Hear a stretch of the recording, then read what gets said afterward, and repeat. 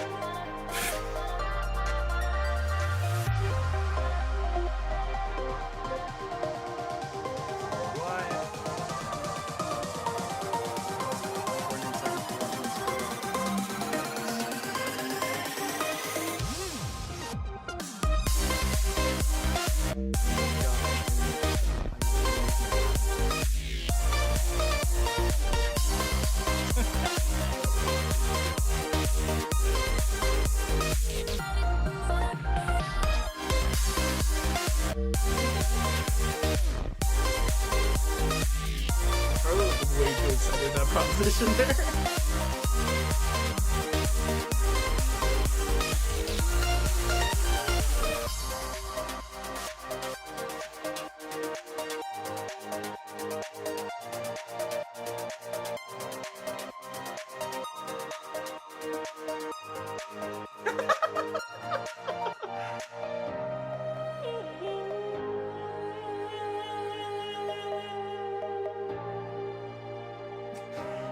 Don't stop. Don't stop. All right, I'm gonna go ahead and switch into the promo. So 40 seconds till hot mics.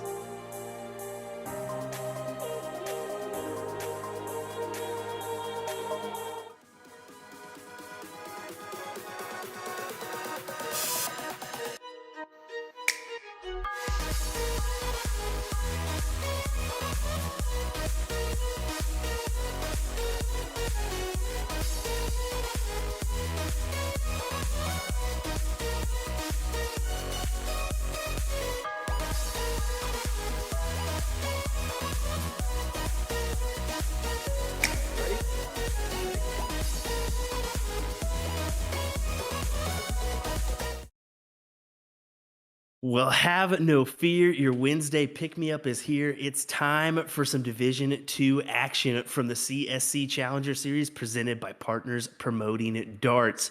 As always, William Stewart here, joined by my man, Mr. Sean Green of To The Point Streaming. Sean, what do you think, man? You ready for some darts here? Oh man, I'm so excited. I cannot wait for tonight. Got a great battle. John Bunnell taking Dan on Lavine. Dan Lavine. It's gonna be great. Gonna be Um, a good one, man. I'm really excited. oh, let's get right into the bracket. See where we're all standing here. This is Division 2 of the CSC Challenger Series, Wednesday night showdown. If we're looking at the top of the bracket here, we got Brandon Westover, Brandon Neal, Battle of the Brandons.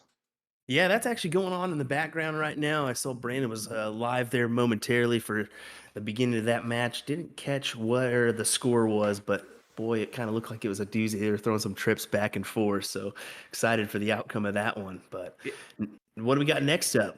Yeah, and then well, I wanted to point out that Brandon Neal shot the second best MPR of last week. So Oh, well, that was good because we got to watch that match. That was we our sure match did. tonight. That was Oh, it was good. great. Um, After that, Mark Centrone.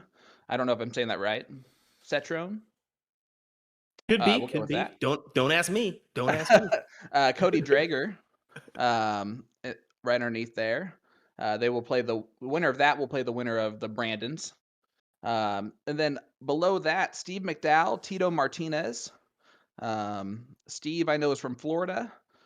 Tito, I believe he's from Texas, if I'm not mistaken. Is that correct?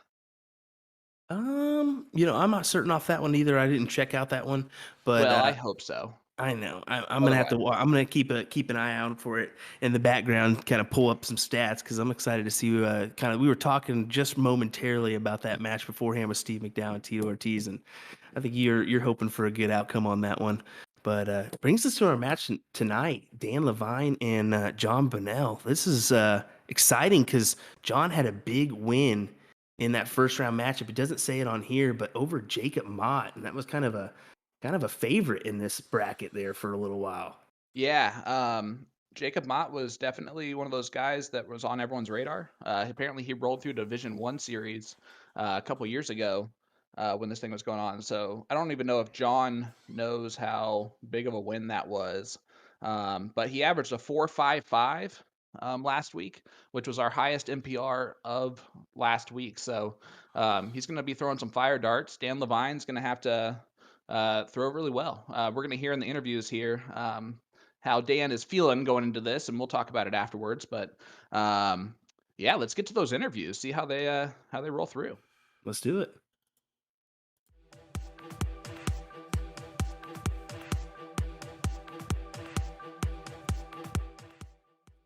My name's John Bunnell. I shoot out of the operator's amusement devices. I shoot out of stone toed or empty pockets. That's about a 6-minute video. There we go. Fantastic. And how long have you been playing darts, John? I actually keep track of the time. About so about like 1 minute. 10, 11 years competitively. And then how long have you been playing the PPD? I want to say 3 or 4 years. Maybe a little bit more. I have a pocket Now, watch. going into your match, this is the second round of the Division 2 bracket here. You know, you got 11 great shots in your bracket. What's your mindset going into playing Dan Lavine? It's going to be a tough match. It's going to be a fun match. He's a great guy. Great shot. I know him personally, so... We'll jump into that. Oh, there you go. So you have a little bit of homework done on him, then you played him once or twice before. Yeah, we've actually been on the same team a couple of times also, so it'll be a fun match. That's exciting. Is there also anybody in the bracket that you're keeping an eye out for at the moment? The guy I shot first round, Jacob Mott. She's also on Yeah, call he for actually PPD tore right now, up so she's Division also 1 answering last time we any, did one of player these. So, questions, I mean, that's a doing huge disputes, win. You must be stuff like that. That's why excited. she's in the office, but not on Yeah, I Mondays. shot him last time and he actually beat me, so... There you go. We got a big match here against Dan now, and then you're basically just a couple rounds out. Let's say you can make it all the way to that disputes, final I and think. I take think it they're home. What would you friends. do if you won the Fairly confident in $2,000? that one. Be shocked and ecstatic to all in one. I like how this first one. Just because there is a lot of great competition. Well, just make sure you keep your head up because I know that you're part of that great competition as well. Is there anything you want to say for your friends, family, fans, anybody that's watching tomorrow evening? Thanks for all the love and support, and we'll see what happens. Can't really argue. My name's John, and you're watching the CSC Challenge Series. Good luck, everyone. Name Dan Lavine. I shoot for Woodchuck's Bar and Grill in Oshkosh, Wisconsin, and our vendor is Midstate Amusement. Fantastic. And what darts do you throw with Dan? They're Peter Wright snake bites, 18 gram. Oh, very, very cool. And how long have you been playing darts? Give us a little bit of backstory. I think roughly 15 years. Got roped into it one day. A buddy just needed a sub, and after playing softball almost every night out to my 20s, we usually just shoot darts in the bar, and then buddy needed me a shoot, and ever since then I took it up and loved it. So I've been playing quite a few nights a week since, kind of give or take. COVID kind of put a damper on it for a while, but usually shoot about 3-4 nights a week. There you go. Fantastic. Well, it's exciting to have you back in, and you said you played in a couple of CSCs before. So how long have you been playing with the PPD now? I figure roughly 4 or 5 years. I've been to Kansas City 3 times for the big TOC tournament. And before that, I really didn't know much. I had an ex that was big into shooting, and I didn't even know there was anything outside of like the city I live in. And then all of a sudden, I got introduced to it, and seeing all this stuff, and got into the remote leagues, which I absolutely love. Makes it extremely easy when you can stay at your main bar to shoot all the leagues and everything else. And so now it's pretty much all I do. I don't really shoot any of the in-city leagues. I just try and do all the remote ones and the remote tournaments and whatnot. That's fantastic to hear, and we definitely appreciate your support by playing with us for a while now. Going into your match tomorrow, you're going to be playing John Bunnell. What's your headspace? Have you played him before? What are you doing to get yourself psyched up for the match? I don't think I've ever actually played against him. He's a good buddy of mine. He only lives about 20 minutes away, so we're actually going to be shooting live tomorrow night. I'm going to travel to where he's shooting at, and probably make it easier on you since you'll only have to stream one match, stream one camera. I'm actually a little scared of shooting against him because he's a way better shooter than me, but hopefully I can at least give him a good run. He's been pretty hot lately. When he gets going, he's almost unbeatable. So it'll take a lot out of me for me to give him a good match, but hoping to try. Well, I definitely think you have a good shot here. You guys are both talented shots in your own right. Let's say you get through tonight. Next week, you would be either facing Tito Martinez or Steve McDowell. Let's say you get all the way to the end there, though. What would you do if you won the $2,500? Well, I have a baby on the way, so it's probably the girlfriend would be happy to use the money and buy more stuff for the working on the nursery and the stuff for the baby and everything else. But we'll put some aside and maybe take a little trip or something. That's exciting. Very fun. Very fun.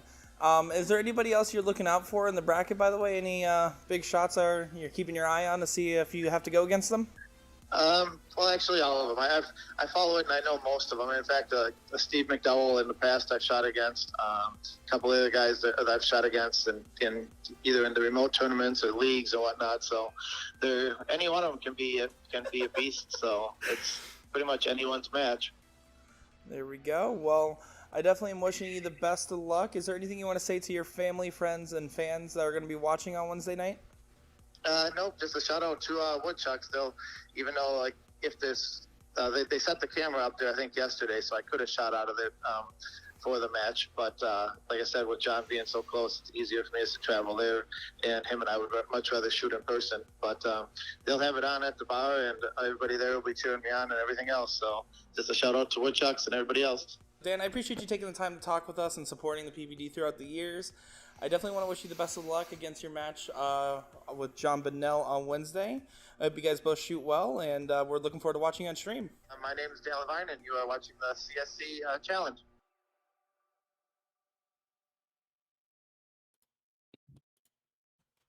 All righty. Well, we've heard from the players. How about the tale of the tape between Dan Lavine and John Bunnell? What do you say here, Sean? Oh man, I would have to say I think you can tell by Dan's interview that he's not even super confident tonight. I hope that he gets to that point. But he's averaging a 4.2, it looks like, and a 34.85, and John is a bit higher, about a 0.4 difference there. 4.6 and a 37.56. Again, we've already talked about the fact that John got a big win in that opening round matchup with Jacob Mott. Yeah, I think he felt really, really. If what I took from that interview is kind of a little bit humble. He kind of felt that like, hey, if I can take it from here and win this thing out, I'd be pretty impressed with myself, honestly. So I'm interested to see how this goes tonight. Yeah, me too. I think it's going to be a good, fun matchup. These guys are friends. They're throwing in the same location, so we actually get to see both of them on camera, which is always a treat. I'm excited to get this thing going. What about you, bud? Yeah, I'm really excited too, especially at the same location. It's going to be kind of, nice to see that person right behind him, kind of, that face-to-face kind of breathing down your neck action. So I'm ready for that one. We'll see how it goes here. I know these guys are about to get started here in the background, probably taking their last final few warm-ups or maybe just grabbing a drink before they get going here. It's going to be a 5:01 kind of start here, but it's actually just a 3-dart count-up kind of, or countdown as we say. So that'll decide who gets to start here in this match. And it is split bowl, right? Yeah, it's going to be split bowl. So they can do, the trip 20, trip 19, whatever they feel like, whatever gets that better score here. Looks like they're getting ready to go. This is Dan Lavine. That's not. Nope, it is. He faked me out, so that's not my fault. Yeah, besides. Faked you out there. So you'll see him trip 5 on the first one. There's a 20. And just 3 single 20s will get it done here for John. Doesn't need much. Let's see what he can do here. Always want to start. That'll do it. Yeah, that'll be a big one there. Why not do it the first dart? So this will be a race to 9 here. Absolutely. This is going to be a lot of fun. Race to 9, all cricket. You can't get much better than this. There will be a break after Game 7. For those of you tuning in with us, they are playing for at least $2,000 for first place. That's a good amount of money. Yeah, it is. It definitely puts a little bit of pressure on those darts. Especially if you Yeah. find yourself on the loser side of things, that adds a little bit more pressure. But let's see what can happen here between John and Dan. I'm ready for a good night of action here. Good John start for throws John. he throws a pretty quick dart there at that second and third one. Did you notice that? I was looking more at the scoreboard that first one. I mean, first dart. I mean, first couple darts here. Let's see. I'll take a look at this second one. But yeah, I mean, you can really see kind of at the pace of these players if there's going to be a predominant. Like we said, they know each other. They play kind of in the same league. They played with each other before, so I'm sure they're used to it. But yeah, kind of a little bit more quicker pace, a little bit maybe more Big choppy last on the dart. second and third. Yeah. I'm interested because John does not follow through all the way, like you would see typically from those top level players. Look at Dan, big white horse from Dan Lavine. Yeah, Someone big showed darts up. indeed. Yeah, but down by a pretty good amount here. Let's see what John does. Goes for the 16s. Smart move, I think. Try to open up a house compared to those two. Now Dan with a chance to steal the 16s if he wants to. Do you do that? Oh, I think you take a dart at it. Maybe with your last. Kind of depends on what you hit here. No, definitely going to go points, all points here. Only coming up with a single 18 though, so it definitely kind of hurts a little bit. Yeah, I think he was not really decided on what he was going to do right there, and went with a couple different strategies in that one round, and that's not the best practice, so to speak. Yeah, exactly. But we've got a lot of darts here to play. Maybe just kind of trying some things out here, seeing what kind of settle before he settles in. Look at this here, kind of getting a good round together. Trip 18, single 18, single 15. Yeah, he went over to the 15s instead of the 16s. That's an interesting move. Tries to open up a third house. John with a big 7 mark following here. So these guys are averaging a 5 and a 4.6, and I hate to throw this out here so soon, but I think that's going to be what you should expect. I think tonight is this kind of level of competition between these two guys, which we're going to be excited about this whole time if that continues. Nice 6 mark there from Dan. Certainly. We got some people tuning in for the chat, saying thanks for the stream. We got somebody tuning in from Australia as well. Appreciate you folks tuning in. Give us a like, follow, share if you don't mind. And let us know in the chat where you guys are from. Andrew from Australia, we appreciate you tuning in with us. I don't even know what time of day that would be. Morning over there. Morning tomorrow. Over there. Yeah, morning tomorrow. That's Mal Cumming, a friend of mine. That's usually when he kind of tags me it's a post or gives me a like or something. Yeah, I saw him kind of giving me a big Facebook like this morning, so I'm sure he's up and at him this morning early over in Australia. Josh Cunningham from Iowa tuning in with us. Both of these guys are in Wisconsin. They're playing at the Pockets. MT Pockets. What a good name. I like that. I like that name a lot.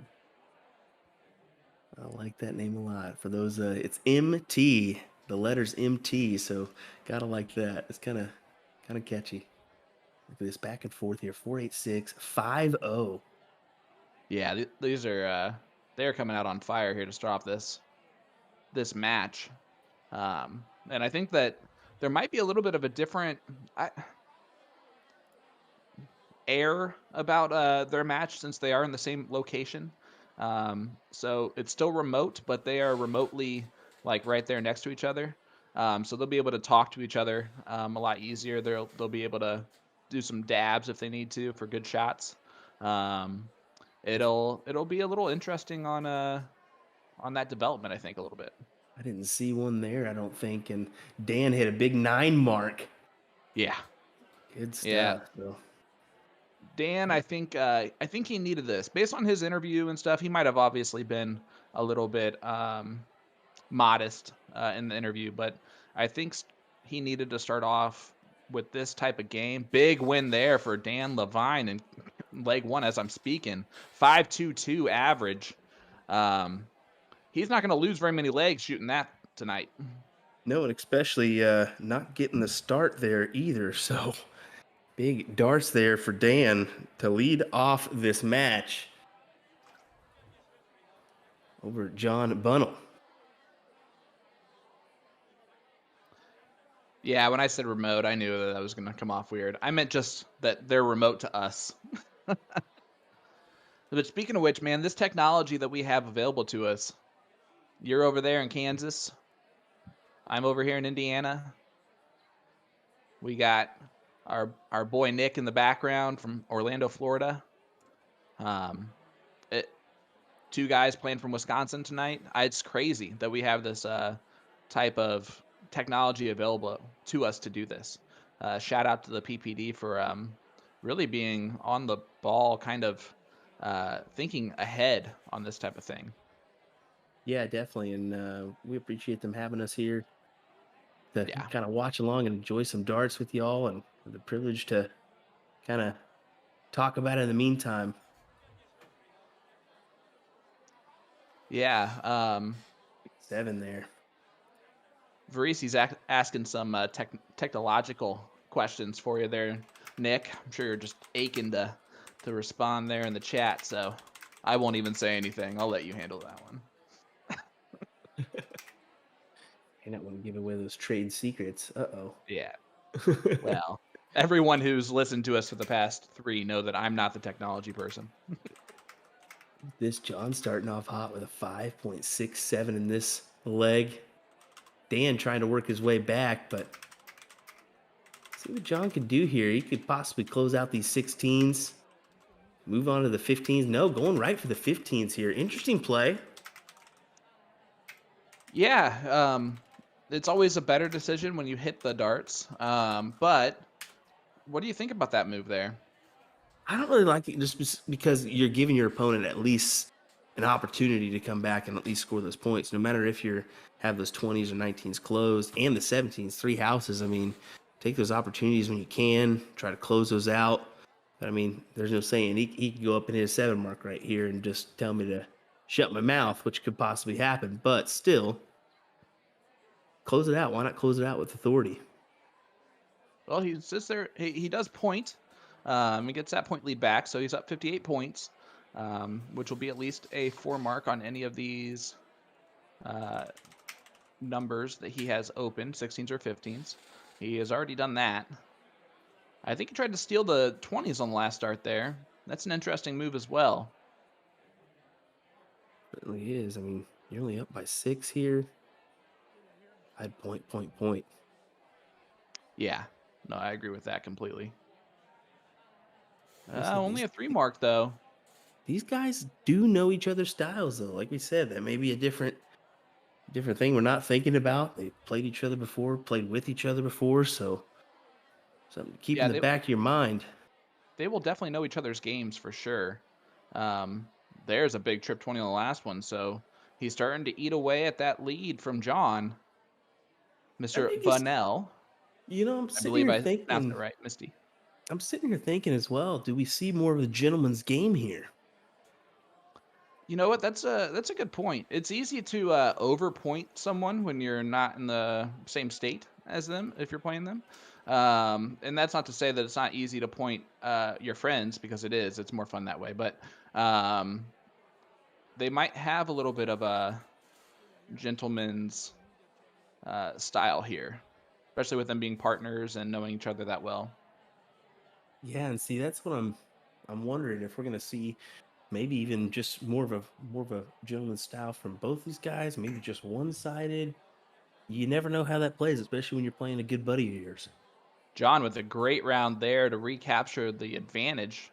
So now sitting in the driver's seat of this leg. Dan's got to go bulls, I believe. Yeah, all bulls as much as he can. It's almost unlucky that second one fell out into the 3 instead of the 19 or the 17. But John with the chance here with 3 bowls to close out this leg, make it 1-1. Unable to do so, though. But he will get another shot for sure. Just coming up with the 1 and the single 15. Of course, the 15 doesn't matter. Those are already closed out, so All right, a big hat trick there from Dan. Yeah, unfortunately, doesn't look like it'll be enough. Just 2 bulls needed for John. Let's see if he can produce here. There's the 1, there's the 2, There it and is. the winner. Boom goes dynamite. It is 1-1. Love it. I love it. Figure I have to throw one of those in there each time. Every Shout out once to in a everyone while. tuning in with us tonight. We really appreciate it. Make sure to like, share, hit that love button if you really want to, if you're really feeling Will's voice this evening. I just love the fact that I get to look at that glorious mullet the entire evening long. Dan starting off with a 9 mark on the 20s to change the subject immediately. So Jay bringing up a point about the lettering. Unfortunately, with the remote status, yeah, we need to kind of do some digging in, a little bit more detail. We're going to kind of get that off there for the next stream, hopefully with these guys. But unfortunately, just wasn't able to get that off there tonight.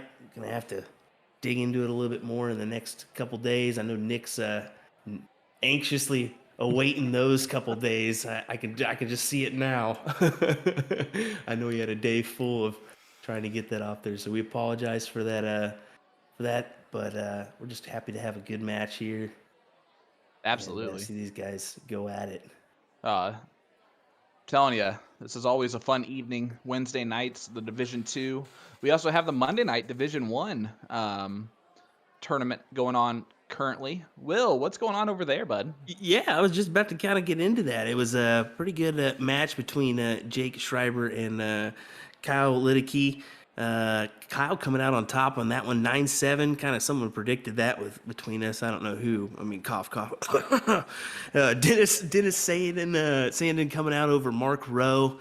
Wes White coming out over Scott Rick. He's going to be meeting Kevin Schmitz in the next round.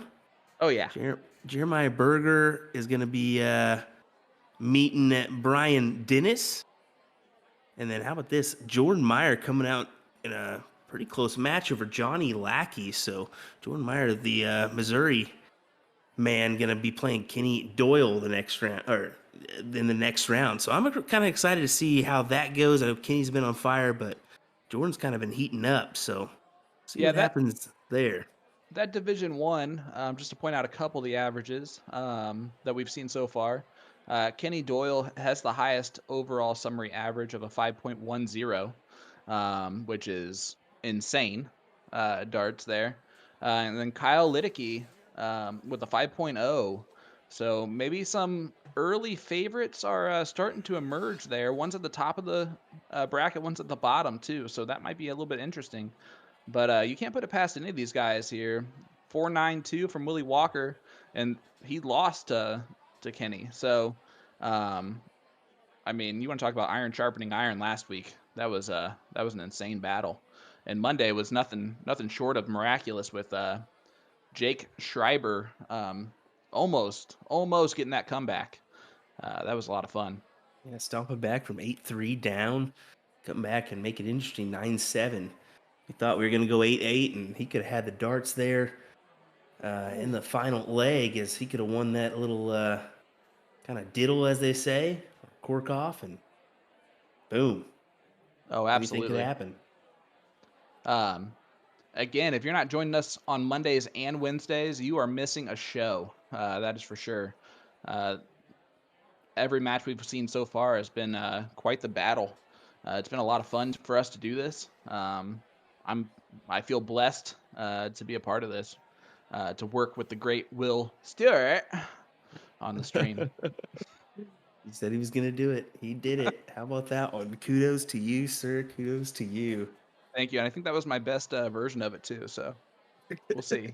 Very well could have been. Well, here That's we not saying go. a lot, I don't think. Let's get back to this match. It's going to be 15s for John here, trying to storm back into this one.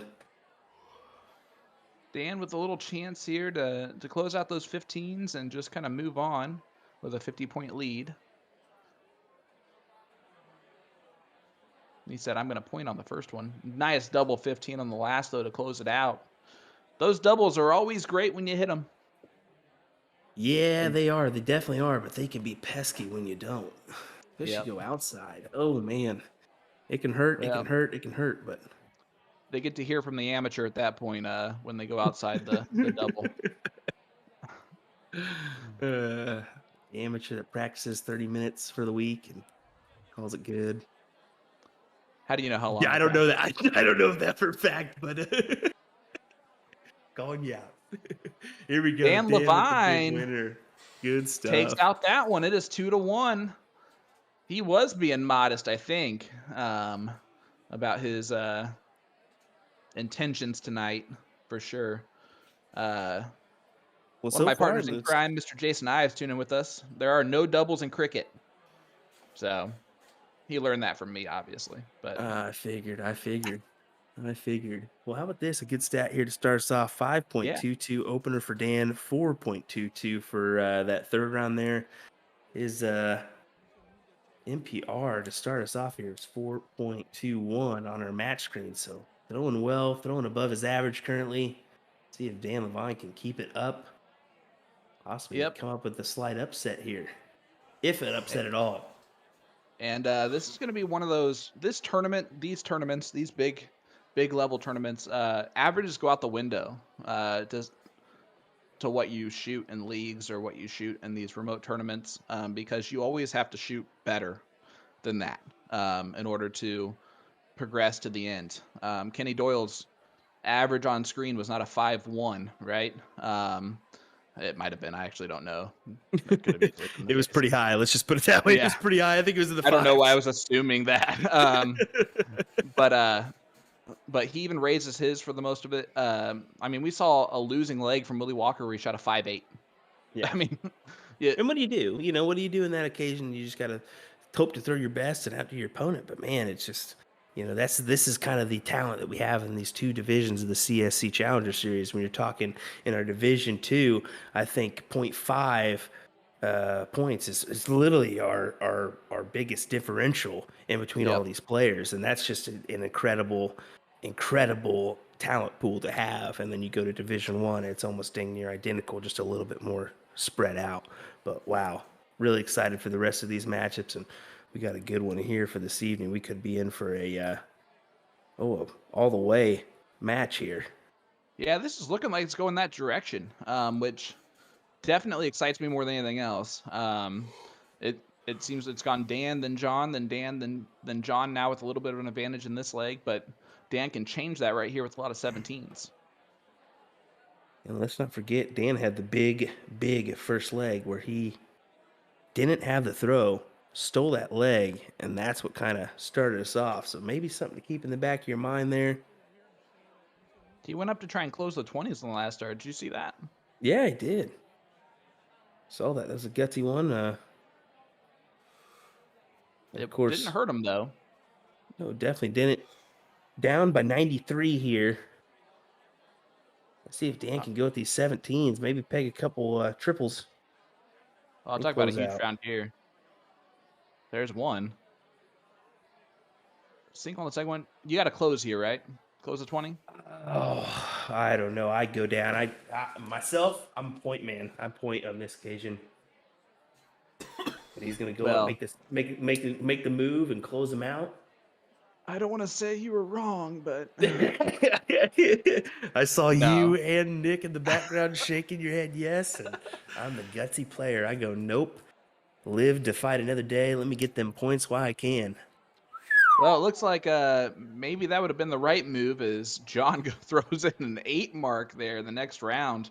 And that's what you, as a good dart player, worry about a little bit more than me, are those 8 marks and 9 marks that can come at any time, right? I mean, that's the thing about it is if you know your opponent is the same caliber as you, you gotta you know what you can throw, so you better throw like you're coming up to the Aki. So that's the kind of mindset you gotta have. And there's big darts from John. I'm still really interested in that follow through from John, because that is not something that you would teach someone to throw that way, right? And obviously he's averaging a 4.6 in league and a 37.56. But you usually do not see a lack of follow through from those top level players. I'm curious to see if that makes him a little bit more, what's the word I'm looking for? Inconsistent, or it might not have an effect on him at all. Yeah, and it's kind of the way you've been playing throughout your career. As John, gets the big win there, 4.63 average. But a good point on that I wanted to make is, I kind of know a woman that I talk to kind of a lot, Miss Callie West. She's a steel tip player and does that same exact thing. She's kind of got that little. She's actually got like a little cock back and then come back again, and then has short follow through, and it works for her. She's an incredible player. She's finished the top 10 in the ADO, I believe, 12 consecutive years or something like that. It's just, I guess if it works, it works. And absolutely. And it's one of those things where, we can talk about it all day long, but everyone's throw is different from everyone else's. There are not two throws that are exactly the same. there's no wrong throw if it works for you. Right. If it works for you, that's all that matters.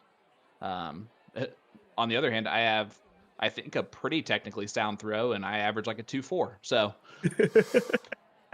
what can you do? I mean, what can you do? Sometimes sometimes you hit them, sometimes you miss them. Well, I miss them more than I hit them, that's for sure. Dan with a nice little start here. 140. John's possible 7 mark here. No, just a 5. So 140 to 108 in this 5th leg of action. Yeah.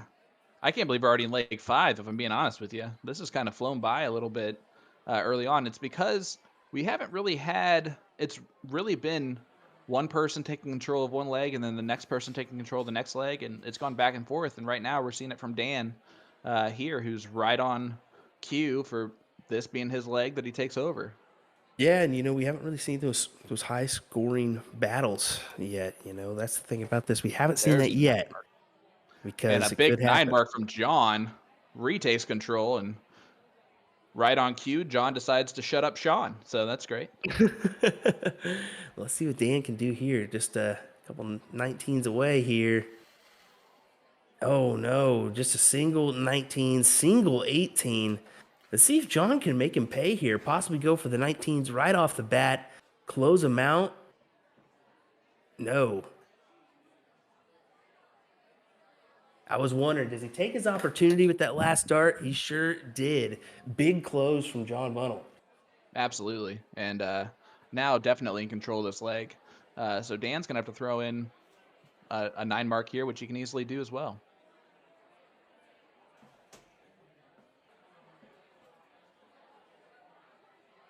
Unfortunate 2 mark from Dan. As this could be a stealer leg for John.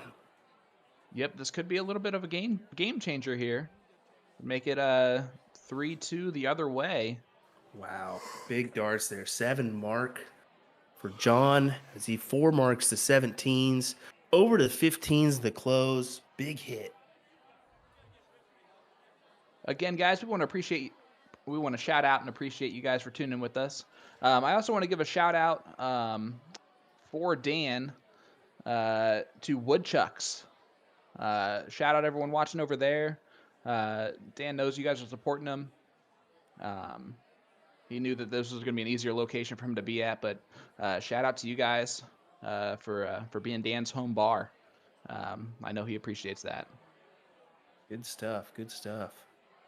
Yeah, not playing out of there this evening, so good for him to shout that out. He's playing out of empty pockets with John as well. So nice to have that kind of an authentic match here, kind of neck and neck, breathing down each other's neck, as they say.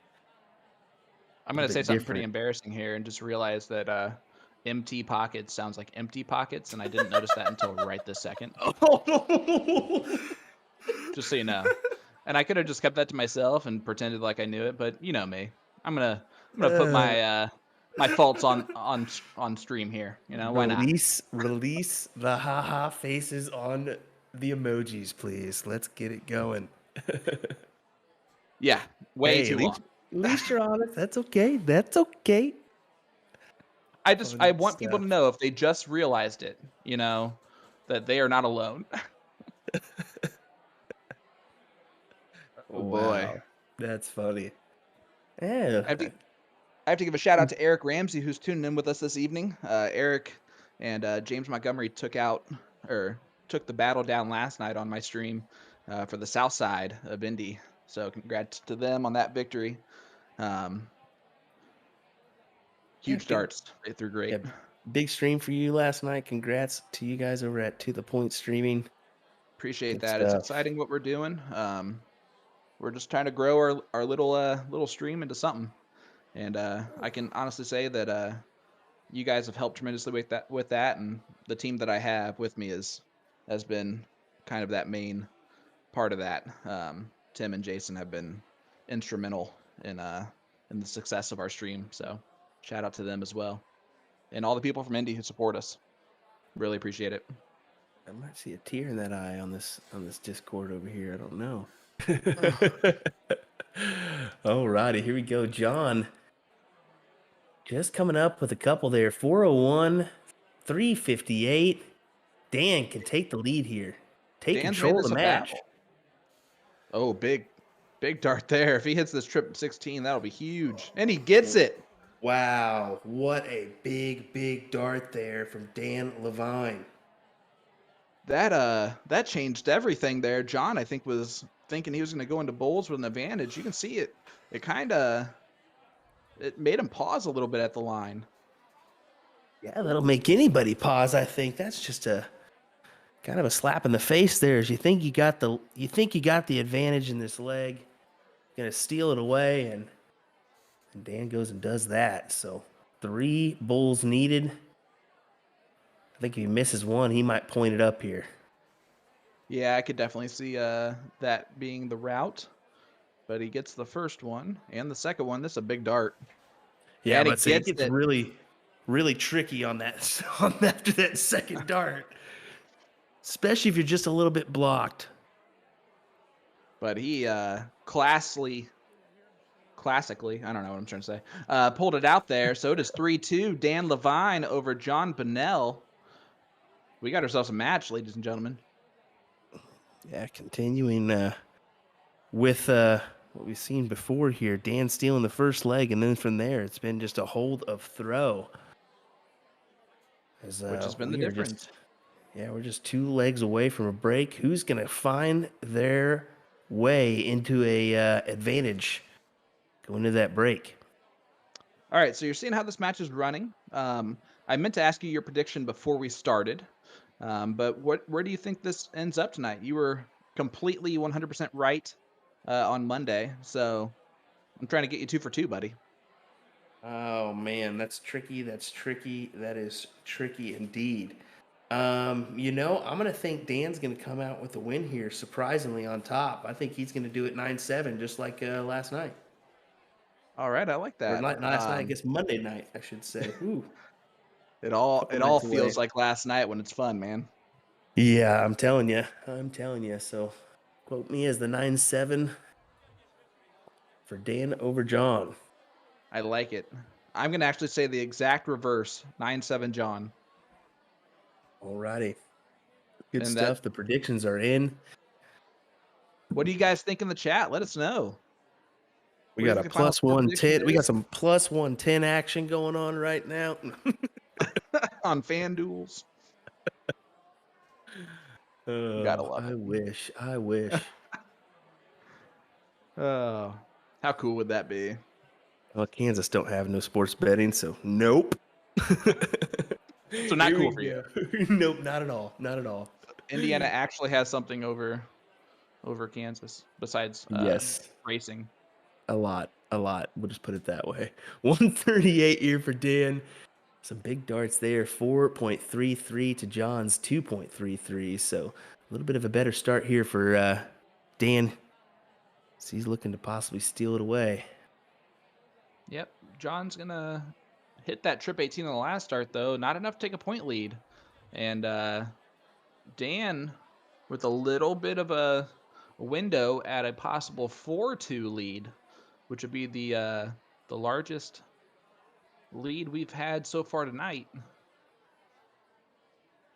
Oh, that last one wires on the 18s, but he does get a single. So a 5 mark there. He also closes down 17s in the process. Do you like that move? Yeah, I mean, especially you've got the 19s closed, you close those 17s, you got a couple houses, and you got that 20 open. So 3 houses. I think I don't know Dan's looking for a win here. Yeah, I don't know if you just noticed that John grabbed the darts out of the board with a little bit of a frustration, and that's not going to help that frustration. Definitely not. Definitely not. I feel like both these guys right now are surprised with the way this match has started early on. What do you think? I think John's a little bit clustered a little bit. I think he wasn't expecting Dan to come out like this. Yeah, Dan's coming out, I think, with a little bit more firepower than John was expecting. Even though both these guys are friends and they play together, I think in these types of moments, things change a little bit, right? Yeah, exactly. Especially, John got that big win over Mott, and does he kind of suffer from a little bit of a high? Kind of coming down off that big win. We'll see here. I mean, we're just kind of starting off. It's a long match. For those of you curious, my brother-in-law is the one who is tuned in there. That's my brother-in-law, Michael Walters. The different from our Kansas Michael Walters. Yep. Says that he met Dan in Wisconsin a year ago and said he was a really super cool dude, and then decided to point out right away that he beat him in trips. So couldn't go without saying that, right? I like it. Well, there was a big leg for Dan as he guarantees an advantage going into the break with the 4 legs to 2 leads. So right after this one, we'll have a short little break, folks. Big 9 mark to start off there from John. Oh, definitely. And I think John's gonna feel he needs this. Doesn't want to get it too extended. I think that something to keep in mind for our viewers, especially if you just tuned in with us, John is averaging around a 4.6 and a 37. So he definitely has the firepower to turn this on. His first round opponent, Jacob Mott, was one of the favorites going into this, and he's still in it on the other side. So John getting that victory in the first round was huge. So I expect this to turn into a battle no matter what. But Dan showing early on that he can put some damage on the board as well. Yeah, and you brought up a good point there. We're sitting here acting like Jacob's out of this thing. He's not. Long way from out of this, because he's still sitting in that loser's bracket. He can come straight through, meet in the final. About streaming remotely as an away from the Wisconsin area, out of state per se. So every once in a while you're going to have that little lapse or hiccup along the way. So it looked like what we just saw there was not what we just saw there, if that makes sense. Did you notice that? Did not. Yeah, it's about a round behind. So if Nick would refresh that the screen that you see there, I think that might help it out a little bit. One of those is behind.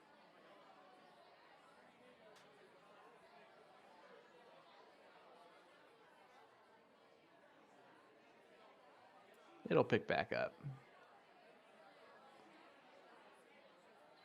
But there we go. We'll just watch Dan ghost into it there. This is interesting. That's still a little bit buff. It's getting closer though.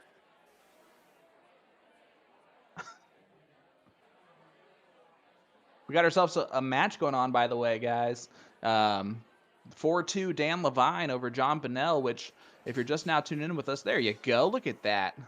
Our fearless leader just saves the day again. Tell you what, it can be a hard thing to be the man behind the screen. He is our Nick. Superman to our Lois Lanes, Good Good stuff. So appreciate you hanging in there with us, folks. Slight drop off, but tell your friends to come on back. Yeah, We'll lasso them in. Absolutely. After this leg, we will take a short break. That's not the time to go away, though. That's the time to look at those great graphics we got for you. Maybe share this bad boy out a little bit more, because we're going to have ourselves a battle no matter what. But John Bunnell is 3 bowls away from making this a 4-3 match going into the break. Can't ask for much closer than that. No, you really can't. You really can't. Take that moment, folks. Go grab yourself a nice beverage, maybe a warm glass of milk. Andrew Phillips said tech support on point. Look at that. Look at that. Good stuff. Good stuff. And he's wearing a glorious shirt, too. You guys, I'm so upset that you can't see that. I don't even know if he knows we're talking about him. So here, Dan could this get squirmy here? Here we go. Dan, possibly with a chance. Yeah, this is an interesting moment, right? Do you point or do you go at the bowls? I would go all points here just to make a statement. I agree, and so does John, and he gets 4 of them. But Dan, not quite with winning darts, but he does have darts that'll make John think a little bit. Do you close both here? Oh, no, you got to go points if you're Dan. You got to stay in the match. Now he might think about it. See, because the only thing here is that it would put pressure on John to hit those 3 bowls. Now, obviously, these guys are good enough to do that more often than not, but I think that might be a little bit of a... Let's see, because now John can go back to point and just get a little bit more breathing room. And now you have to go points, right? Yeah, you certainly have to go all points here. You're only down by, or it's only 1 bowl away from winning this leg. So bowl up, try to get a double. Just Not 2 enough. singles, and not enough at all. So John gonna probably take this away.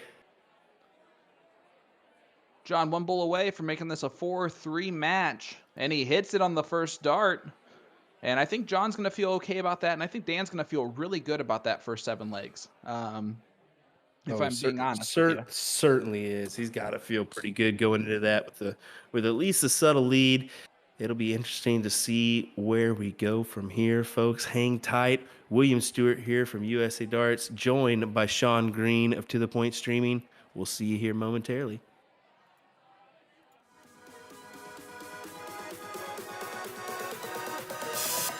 We were in the clear. We weren't going to have any crashes. We were looking good.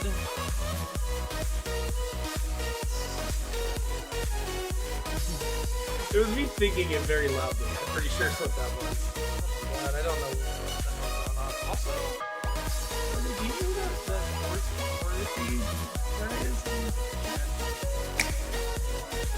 that guy is he's on Twitch. You probably can't see the chat. You guys set up the cameras at Empty Pockets? Well, no, he's commenting. He's he's actually talking about the stream. He actually brought up a very good point about the our TSP settings. So definitely need his contact for sure.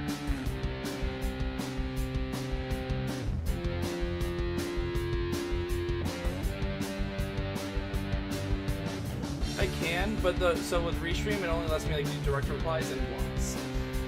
That's basically it. I mean, I guess I could also just point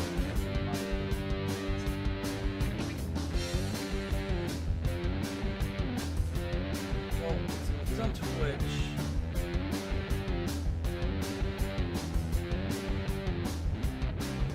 Yeah, that would be perfect.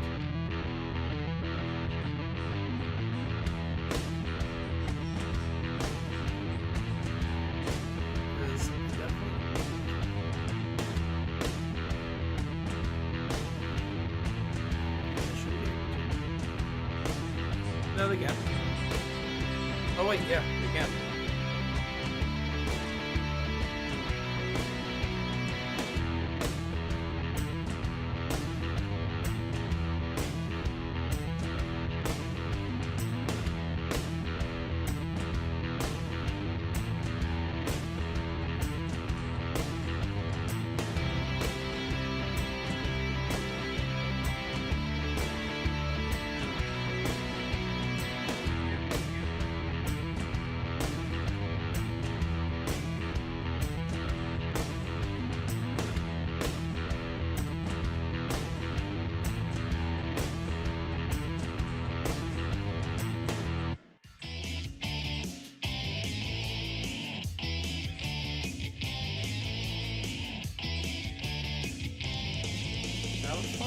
I don't know what the hell happened there. Heck,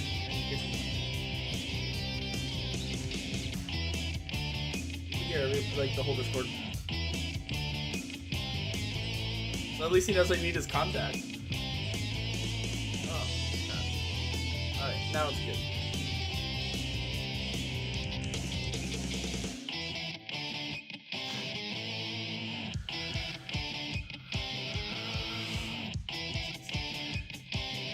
You guys should have a few more moments and we'll get back to live.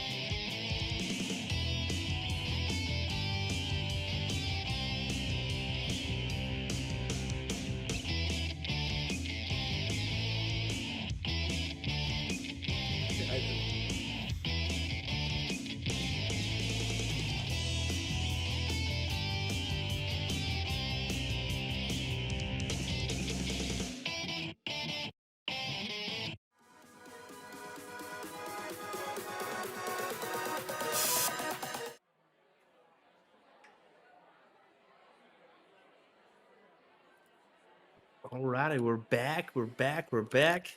We're back like we never left. Like we never left. I tell you what. Ah, Sorry for the slight mishap on the mute. We're just talking about getting in touch with somebody. Hey, why not? You know. at least we didn't say anything bad. I mean, you never know. I don't Hey, knock on remember. wood. Knock on wood. Hey, but that's good. So we got Dan up 4-3 right now over John. Yep. Dan really playing well. I mean, this is just the score from that last match, that 4.06 compared to Dan's 3.44. But listen to this here: 5.22 for Dan, 4.22, 409, 4.57. Those are all the match winning averages for him in this one, compared to John's 4.14, 4.63, 4.06. So it seems like John's just got to find that extra gear and get it back in play here. Yeah, I'm a little bit interested here because with your averages there, based on the averages that we have, John might be having a little bit of an off night early on. Dan's obviously raised his game a little bit. That goes without saying, and you don't want to take anything away from that. But I think John's not really throwing at the level that he's expecting to throw here. And it could be because Dan's putting all this pressure on him early on in every single leg, it seems like. Yeah, well, once again, it could be that little kind of rush, that high of just coming off of a big win. I mean, you got to feel good. You have some emotions after that win, but you never know if that has a little toll on him here. We'll see here as we have a race to 9. Oh, yeah. Long format. Dan and John. Gotta love the long format. Gives anyone a chance to come back. We saw that on Monday night. 7-2, 8-3, ended up being 9-7. What a fight comeback there that was. Wow, it was a fantastic battle. As you know, Jake really looked out of it on Monday night, but really stormed back with authority, like that blood in the water mentality, and just coming back, almost making it interesting, tying it up 8-8, but just coming up short 9-7. All right, so let's get some information here. Dan is throwing some 18-gram snake bites, Peter Wright, which if you look on my wall behind me, whenever we go back to my camera view, you'll see that I have a signed snake bite jersey back there on that wall. Shout out. So he's been playing for about 15 years. Gotta love it. Again, in his pre-match interview, he almost didn't seem that super confident playing against John. But he's got to have some confidence now because he's only shown that he can stick with John here throughout this whole thing. Yeah, and then, yeah, go ahead, bud. I was going to say, you have no really idea, you know, maybe John kind of gets the best of Dan when they play most of the time, but like we all know, maybe just that 2 out of 10 times Dan's a little bit better than John and just gets it that day. So could that be the case here? We don't know. We're going to find out here in this race to 9. Absolutely. I'm still thinking John 9-7. And I'm going to stand by that. And you have it 9-7 the other way. Mm-hmm. You have actually been right before on a prediction. I have not. So oh, those are the slot machines going off. Sorry. Stuart. Oh man. Boy, the Here we winner of go. this will play the winner of the Steve McDowell Tito Martinez match that may or may not be going on right now. So we'll kind of see how that one plays out here as we move forward. Dan kind of with a couple house advantage here, but at least a house advantage. Sorry, yeah, a couple house advantage. See if he can gain that point lead. No, he can't. He did look down at the 16s. I actually like that move with that. Uh-oh. You got to hit the player button. That's actually the first time this whole tournament that we've done coverage of where we've had that happen at any point in time. So that's kind of I interesting. would be missing that thing every single time as a steel tip player. There is no way. Oh, big stuff. 2 big triple 16s there for John. Extends his lead to 104. Well, if you're just joining us and tuning in with us, I'm sure you're asking yourself the question, how do I get in on this? And man, do I have some answers for you. So Let's hear it. Absolutely. So for every PPD Remote League match or DRT played, players earn points on the current year's All-Star rank list. The more points you get, the higher you go on the list. These points benefit players in a couple of ways. One of those ways being the CSC Challenger Series that we're currently broadcasting right now. Another benefit of your rank is Super Saturday bonus pools for the PPD Nationals on Saturday. It's the doubles event. And this past weekend, wouldn't you know it, we had PPD Nationals. With 750 players registered, players became eligible for this from playing in PPD leagues and daily remote tournaments or DRTs. Leagues are starting daily. Get involved by going to dartstoc.com. That is DARTSTOC.com and checking out the map. The map will show any location with G3 boards within the PPD system. We are always accepting new members, so if you're not seeing anything in your area, have your vendor contact us on our website. From there, players can sign up for leagues on the website. It doesn't take a ridiculous amount of games to be eligible either. Consistently playing one league a week will keep a player eligible for this event in the future. I do want to give a shout out, congratulations to all the players who placed in the money this past weekend in all flights, including our very own Nick Teixeira. Flight 9 and Flight 5, but that's fine. And all who received bonus pool money on Saturday. Huge shout out to Chris Watson. He won $4,000. I mean, how do you top that? You win $4,000 based on your all-star rank position and take out the whole loot. The top 100, Eric West, Jimmy Bell, Deanna Otto, and John Thompson shared $2,500 each. Guys, get involved in PPD leagues and DRTs immediately to get signed up for the next one. The next PPD Nationals tournament will be held January 14th, 15th, and 16th. So make sure you're eligible for that amazing event. And as I went through all that with you guys, it looks like Dan and John are having a nice little battle here back and forth, both averaging a 4.6 in this leg. So let's see what Dan does here. I might close the 16s with 4 wedges. And I think Mr. Stewart is agreeing with me here. Although, and he takes it out on the last dart. Kevin Schmitz says shooting in the bonus pools is huge. I know from experience. I know from experience, dude. If you know what I mean. And we do, man. So that's some awesome stuff. Big hat trick there from John. But Dan with a point lead and free range. Look at him just go ahead and close it out. I think he's just going to make it 5-3. 2 darts. What's he doing? 2 darts. 4.63 marks per round there as well. Yeah, shout out to Kevin Schmitz for a nice victory on Monday. In the Division 1 of the CSC Challenger Series. He defeated Mike Maloney. Yeah, that's a big win there for Kevin. Good stuff for Woo. him. That's coming from Scott Hanish, who's actually in Division 2. He, unfortunately, coming out of the loser side of the Brandon Neal match, but he is still in it over on the loser side, looking to make that comeback. So good to see him tuning in to the chat here. Yeah, guys, we really appreciate all the support that everyone has shown, including the players. It looks like we have an update in the bracket too, by the way. Brandon Westover defeated Brandon Neal tonight. Wow. So Brandon Westover moved on, and Cody Drager took out Mark Citrone. Not took out, but sent him over to the loser side. So Brandon Westover, Cody Drager moving on so far in the bracket for Division 2.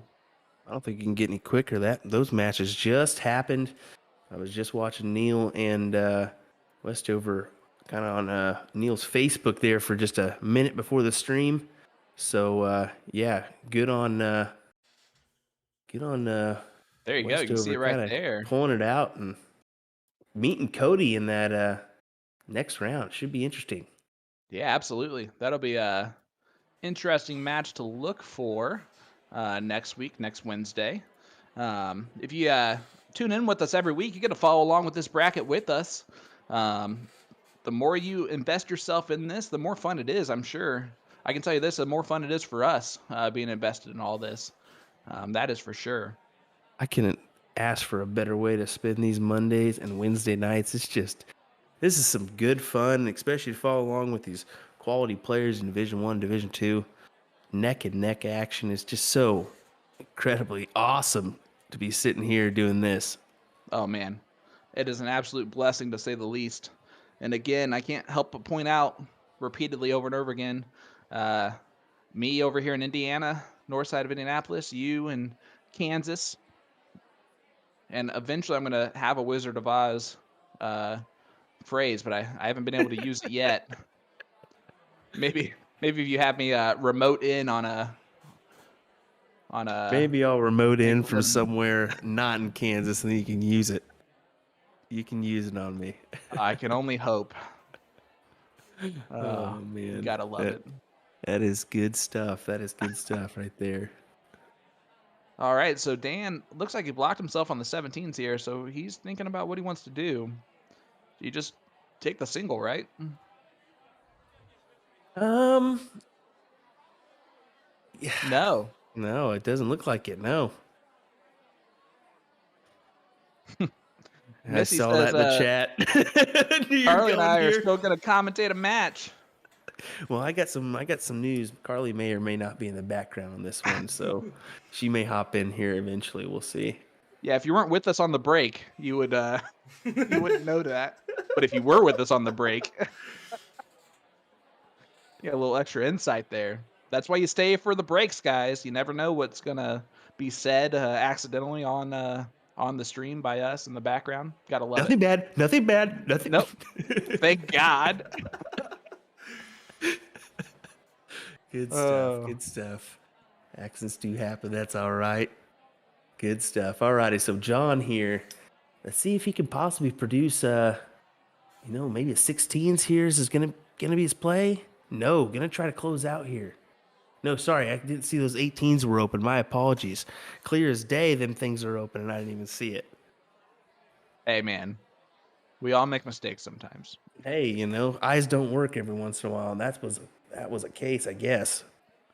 So the question was asked to me yesterday, and the way that I answered it was, I said, don't be afraid to make mistakes, but what is one piece of advice, Will, that you would give anyone that wants to get into commentary or live streaming dart events? Oh, that's a tough question. Well, you got to start somewhere. I mean, it's not going to be glitz and glamour. You got to just take the time and learn. I mean, you got to hone your craft. For the live streaming game, watch those videos, get better.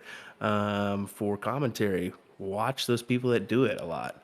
Find out, maybe do some history, find out what works for them. You can find that information out. There's lots of good teachers out there that can help you as as Yeah, our let me little give you guys teachers. Will's number real quick to. No, not me, because I'm definitely not one of those people. I'm talking actual professionals that do it every day. Those, like ESPN anchors for me are kind of a big one that I like to watch and do my history on, as well as the sports announcers. They do it well. It's a good person to kind of go off of. I'm sure you've had this experience as much as I have, if not more, but when people that you think are going to be great as a co-commentator or guest commentator, they get on there and they kind of aren't themselves. They kind of clam up on the mic. And I that's what I attribute to that fear of like making a mistake, right? Because we make mistakes every single night that we do this stream. We should have like a tracker of how often we make errors on the stream. Maybe it's with pronunciations of last names. I don't know. Maybe it's yeah, somebody's got a problem with that. I don't know who. maybe it's with other stuff. Whatever I call out wrong in the evening. But yeah, that's why I answered the question that way. It's just I think people just kind of clam up because they're afraid to make mistakes and hear about it. You have to act like the mic or the camera's not there. You just have to have a conversation, just like you do every day with normal people. So, Dan, how about this? Sneaking in 3.90 here, sneaking in with a 3.78 average, and possibly, let's see what could happen here, because maybe a 6 count on the 16s. He close to the 17s last start. I like that. Why not? I mean, the thing is, Dan's only just 3 fats away, or does he go to the 15s here? Let's see. 15s. This is why I like that move on the 17s. Is it makes Dan think about this shot, right? Especially after that first start missing. He does move over and try to close the 16s, but now John has an interesting chance here with a pretty easy transition from the 16s to the 15s. I know a lot of people that like that move. So just trip here, and he now has the advantage. There it is. Wow, big darts for John. So now Dan behind again. Do you close the 16s first, or do you go bowls for the first 2 and then close 16s last? So I go 16s first here. Yeah, he had to stay there on the bowls for all 3 of those, but that would have been interesting to see what he would have done if he would have hit the first 2. All right, so John stepping up here just needs 3 bowls to win this thing. You go straight at it, right? Oh yeah, you got to here to just guarantee the win. If you miss one, then you go with those 16s, kind of triple. But I think Dan kind of felt that this one was just going to be a goner, and he was looking for the next leg. So what I love the most about cricket, and honestly, this whole race to 9 long format is that you can be battling this whole entire leg, and then just one round, 1 9 mark, 1 7 mark on the 16s, 15s will completely change the momentum of who had the throw and who had the lead here. As we almost got a second white horse from Dan there, but a nice 7 mark open. now, what do you think about that play there? So I think he's just trying something a little bit different in this leg. These guys know each other pretty well, so I think he's just trying to feel him out here. John did not make him pay for it though, so I like it now, right? Yeah, I mean now it seems a little bit better, but to me that's just I'm in total disagreement. I don't like going for that white horse to start off with. I think you got to put some points on the board, kind of put some pressure on your opponent. Myself, but like I said, this may be more of like a little bit of a gentleman's game. So yeah, again, it's just interesting. It's interesting for us to know that these guys know each other, but we don't know what they know about each other, if that makes sense. So we're almost speculating because we know that they know each other. I mean, yes. I'll just say yes. Sorry, I just that was how ridiculous that was that I just said. It made sense, but it's so confusing. Yes, yes, but I got you. I think I got, and I think everybody got what you were saying there. I mean, someone at Twitch to just go ahead and cut that scene for me. We'll send that to your English class tomorrow. Oh goodness. For those that don't know, that is maybe a profession for Mr. Green. Oh no, I get paid full time to do commentary. So Good stuff. Goodness. Yeah, I don't actually own a house. No. Yeah, I'm a teacher during the day, my day job. So 7th grade language arts, gotta love it. I'm sure no one here in the chat loved it. Clip it, kids. Clip it, kids. But there you go. All righty. Well, look at this. Dan's looking to just go ahead and Look at take this point out total. without doing much either. 35-0 here. Well, he's doing much. He's averaging a 5.25. It's just he's not. There's no points here in this leg, and this might be the first time that we have seen in our 4 matches. This being the 4th one that we've done together. This little amount of points. This might be the first skunk scenario, and it is. Definitely is. And look at that. It's going to be our highest MPR for the evening with a 5.31 for Dan Lavine. He takes a 6-4 lead. See what John can do here to hit back. I'm still waiting for John to kind of start throwing those really on-point darts that I know he has in his repertoire. But I think he's just been a little bit off today. Like that last dart. That's unlucky. Yeah, it certainly is. And you see him yank those darts out of that board. You tell he's kind of maybe getting a little frustrated, just with the way the match is going tonight. Scott Hanner said I might have blown someone's mind. So he's saying the cul-de-sac dad. The cul-de-sac's dad's mind. Yeah, maybe. I'll pull out my Air Maxes real quick, or my New Balances. Ooh, there you go. Yep. You got those all white bad boys. Sir, you may need to dig into some TikToks here. So it sounds like, because he's talking about the cul-de-sac dad from TikTok. So I can tell you with almost a little bit of like pride that TikTok is not an app that I have on my phone. With almost pride. That's good. That's good. Dan here, look at that. Coming away with the trip 19, single 19, 4 mark there, making it 99-18. Yeah, now might be the time to point out that I am the old man of our group. So just by a couple years, no big deal. That John with getting the lead here. It's gonna not be by much.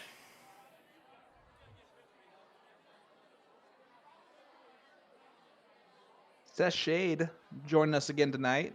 I know he's tuned in from his small town, Indiana, with his one traffic light. I do remember that from last week. He says, "How do I get a couple boards?" So you can reach out, dartstoc.com, and look at that map, buddy. But if there's not anywhere in your area, have a local vendor that you have there. Contact the PPD. Get those leagues signed up, going strong there. Yeah, definitely a good thing to do if you're interested. Possibilities that can happen, the tournaments that you can play in. So many tournaments, so much money to be won, especially with that bonus pool, just giving away money. Yeah, we can be shouting out you for winning $4,000. You never know. You never know. You never know. Shout out Chris Watson. Heck yeah. $4,000 winner. All right, and a 7 mark there from John. 3-8 in this leg is still not what he, I'm sure, is imagining that he was going to shoot tonight, right? It's almost a whole point below his average online. So it's be interesting to see here what might be causing that. Do you think? Like I said, I think it's just that high of high hopes. After coming off that big win, you can't help but think of the possibilities. Can I win this? Could I win this? You just don't know. But you got to take it one match at a time. You can't overstep the grounds. and really buckle down. And he can still do that. This match is not over by any means. He can still come up with a big mark here. Yeah, I think that in this tournament, there's very few opportunities to like look past an opponent, right? But because these guys are friends, and based on what Dan said in his interview, I'm wondering if John just has always gotten the best of Dan, and so he might have looked past this one a little bit. What do you think? Yeah, that exactly could be the case. You never know. It's kind of the thing from being on the outside looking in. Hey, I'm going to give a huge shout out in the chat to Crystal Anderson saying, just signed up for our first league tonight. Didn't even know we had this in our area until I looked at the map. That is awesome. That's why we do what we do This there. is exactly why we do it. We appreciate you shouting that out, Crystal Anderson. Thanks for letting us know. We're going to have to follow along with see how well you get qualified for that January tournament. Hopefully you win some big bonus pool money. That'd be awesome to see. Oh yeah, certainly. Certainly. So John with winning darts here, by the way. Little double bowl, trip 17, trip 19.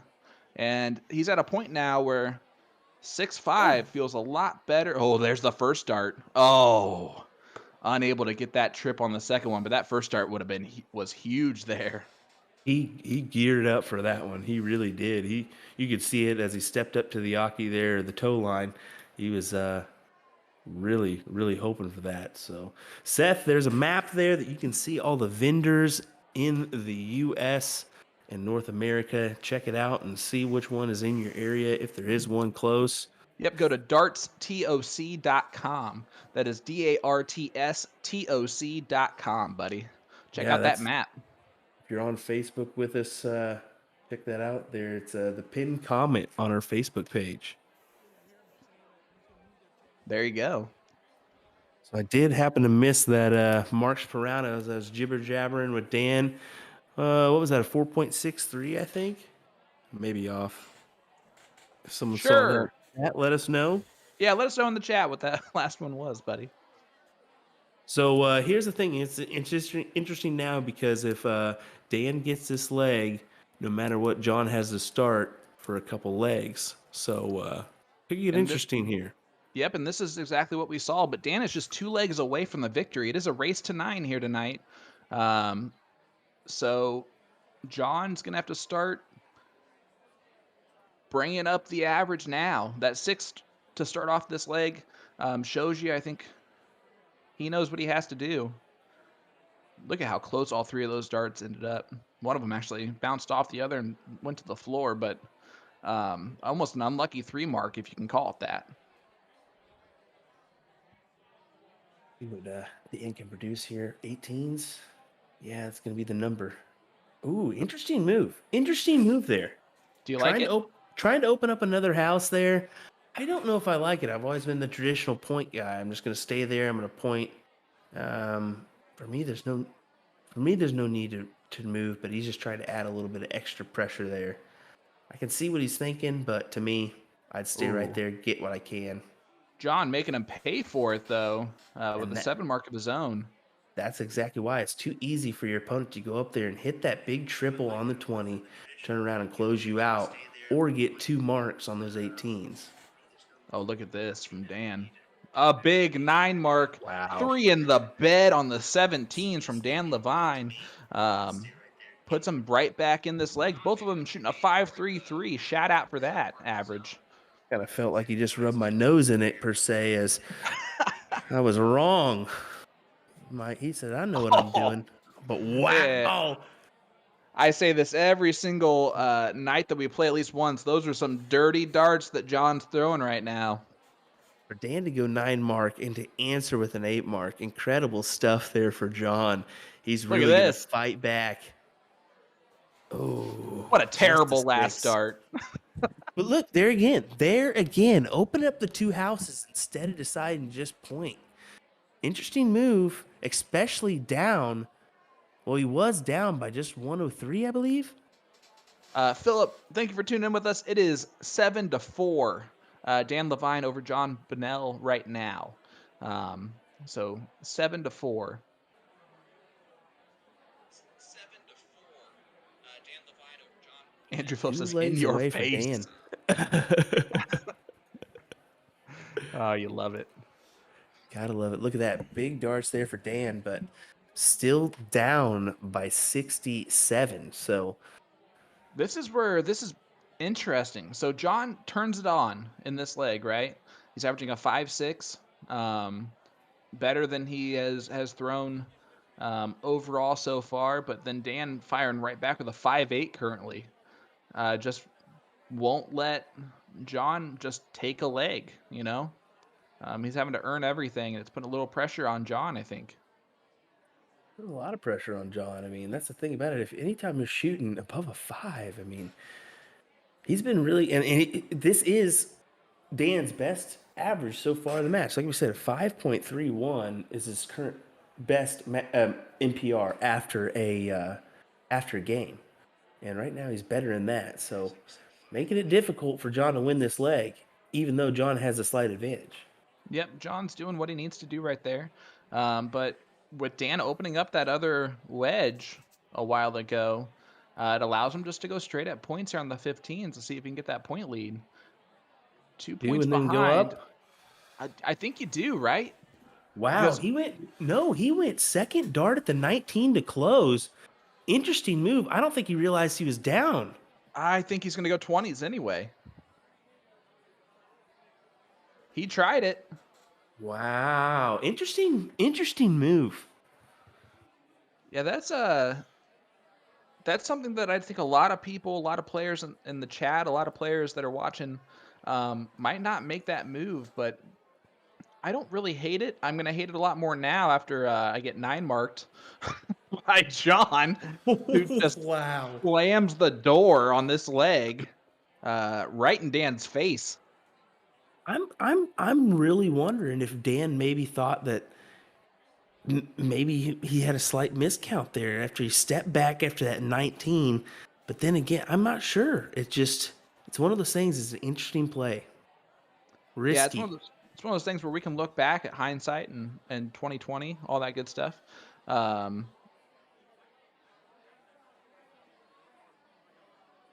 My laptop here keeps trying to tell me that I have an update that I need to restart my computer.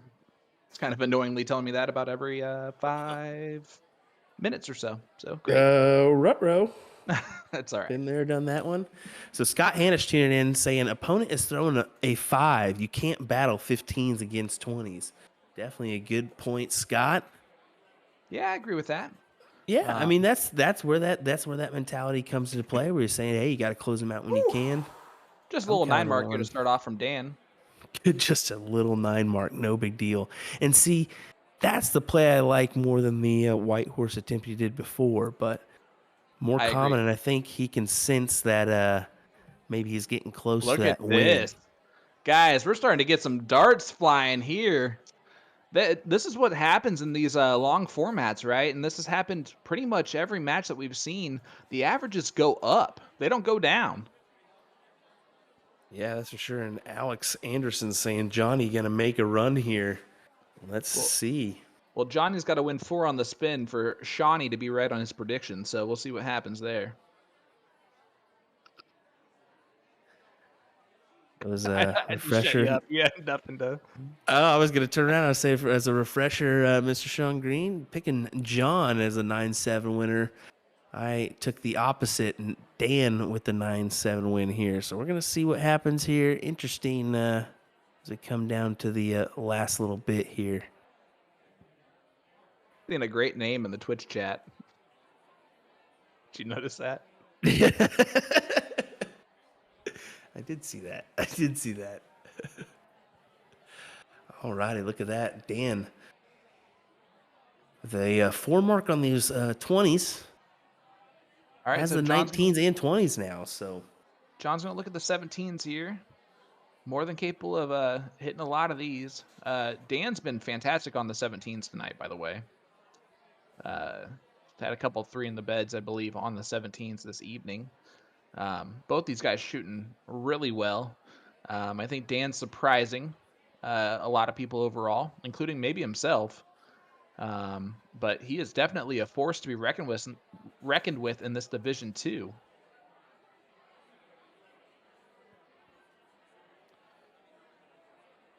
Jacob, that is a great question, buddy. First of all, thanks for tuning in, man. I really appreciate that. Jacob's a youth player from Indy. Wow. 19 years old and pretty darn good shot.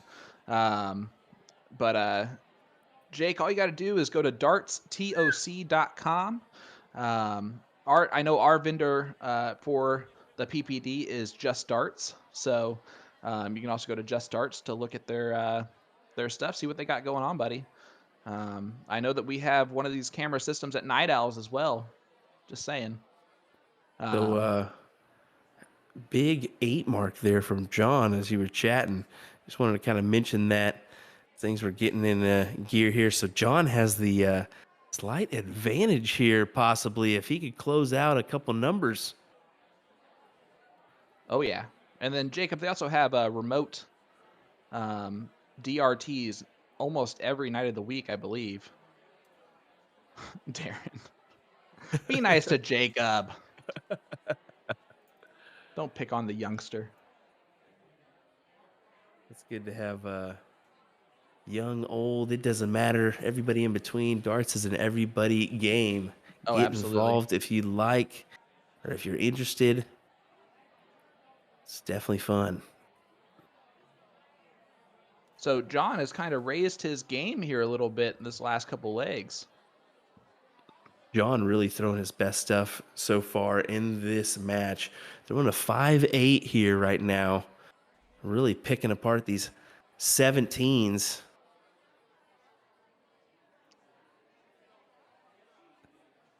Does produce a 4 mark there. Just under a 100-point lead. Sorry, under a 90-point lead. Let's see what Dan does here. Looks like he's going to put some pressure back on this leg. Both these guys just keep hitting back and forth.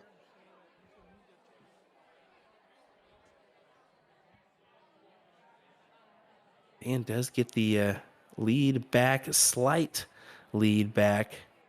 That's going to pretty much do it right there. And he's going to go up and close it. Oh! Wow. John does it again. An 8 mark at the right time just to take back control of this leg. Dirty, dirty darts, I'm telling you. I can't help but just sit back in my chair. Wow. I mean, that is a big, big round there for John. Yeah. It's looking like we may have a 7-6 game possibly. Uh-oh. But I'm telling you, if it's 7-6 after this and they're both shooting a 4-5 or something, that's one thing. But the fact that John has raised his game to this level right now, he's starting to really find a groove, it looks like, even though he only got a 2 mark there. But he's definitely raising his game a little bit. And we'll see if Dan can keep hitting back here. Finding those darts that he had against Jacob Mott.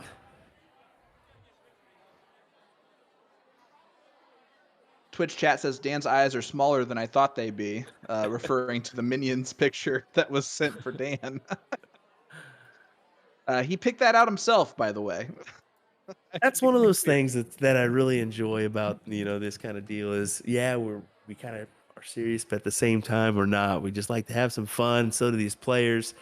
Gotta love those funny photos we get of these guys, and they're having fun. That's part of it. We get to show off a little bit of their personality too, which is always great. Certainly. You can't be too much or too serious when you got a mullet like your glorious one we got there, buddy. I was going for the Minnesota hockey hair this year. Oh yeah? I was going for that that award winner. We'll see. So far, so good. I'm telling you, man. Alrighty here. John pointing it up. Trying to extend that point lead and close out those 15s.